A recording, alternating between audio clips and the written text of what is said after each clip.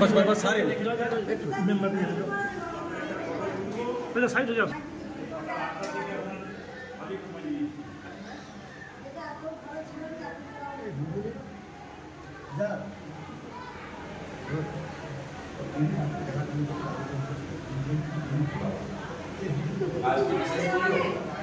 না বিশেষ পুজো না, মঙ্গলবার শনিবার এমনি পুজোটা ভালো হয়। বাকি উৎসবে অর্থাৎ ফাল্গুন মাসের সংক্রান্তিতে আছে পুরনো প্রথা যে রান্না পুজো এসেছিলেন, কি বলবেন? এটা খুবই ভাগ্যের ব্যাপার। এই যে সিনেট বিশালাক্ষী তোলা, প্রায় 250 বছরের মায়ের মন্দির বিশালাক্ষী, তো প্রতি মঙ্গলবার আর শনিবার এখানে বিশেষ পুজো হয়।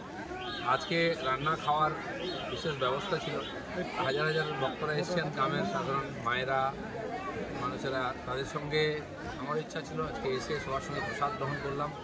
সুন্দর একটা মানে পবিত্র পরিবেশ এই মন্দিরকে কেন্দ্র করে, যেরকম গাছপালায় একটা শীতল আবহাওয়া, সেরকম সাধারণ মানুষ ভক্তের সঙ্গে ভক্তি নিয়ে এখানে এসে খাওয়া দাওয়া করছেন। বিশেষ পুজো মন্দির দর্শন করলাম, মাকে প্রণাম করলাম, খুব সুন্দর পরিবেশ।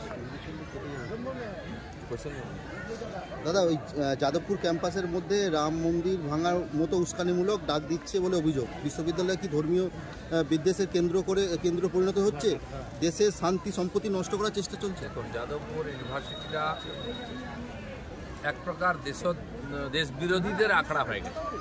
ওখানে যে ধরনের পোস্টার লাগানো হয়েছে, মাওয়ের ছবি দিয়ে আলাদা আলাদা করার ভারতের চেষ্টা চলছে। আমি যেটা পোস্টও করেছি, তার থেকে বোঝা যায় এই সমস্ত দেশ বিরোধীদের ঘাঁটি হয়ে গেছে। এই জন্য আজকে টিএমসির নেতারা বাইরে থেকে বড় বড় ডায়লগ দিচ্ছেন, কেন ওখানে পুলিশ প্রশাসন গিয়ে এই সমস্ত যারা উৎপাত করছে তাদেরকে ব্যবস্থা নিচ্ছেন, আইনের আড়ালে নিয়ে আসছে না কেন আইনের সামনে? এটা না করতে পারলে যাদবপুরের মতো একটা ঐতিহ্যশালী প্রতিষ্ঠান নষ্ট হয়ে যাবে। এটাই আমাদের চিন্তার বিষয়। রাজনীতি করুন সবাই, আর তারপরে মন্ত্রী গেলে মন্ত্রীকে ঘেরাও করা, মারা, রাজ্যপালকে, কেন্দ্রীয় মন্ত্রীকে আক্রমণ করা, এটা কী ধরনের ইনস্টিটিউট, কী ধরনের ছাত্র তারা, যারা গায়ে হাত তুলে মন্ত্রী, তারপরে নাটক করছে, গাড়ির নিচে বসে কি চাপা দিয়ে দিচ্ছে, তোকে গাড়ির তলায় যেতে কে বলেছে? এই ধরনের যারা দুর্বৃত্ত উদ্বৃত্ত, এই ধরনের যারা দুষ্টতাকারী, তাদেরকে শিক্ষা ব্যবস্থা থেকে আলাদা করতে হবে। কিছু লোকের জন্য ইউনিভার্সিটি বদনাম হচ্ছে, পশ্চিমবঙ্গ বদনাম হচ্ছে। জেলায় জেলায় এবং বাংলাতেও মন্দির ভাঙা হচ্ছে, হিন্দুরা আক্রান্ত হচ্ছে, অভিযোগ করছে খুব বিরোধী দলনেতা।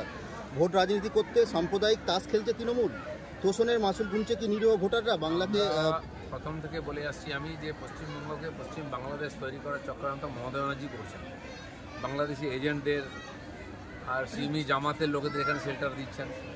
এখন তো ওখানে যারা আন্দোলন করছে তারাও ঢুকে পড়ছে এখানে, রোহিঙ্গা অনুপ্রবেশকারীরা আগের থেকে আছে, এরাই দাপিয়ে বেড়াচ্ছে, জায়গায় জায়গায় জমি জায়গা দখল করে জোর করে বসে যাচ্ছে।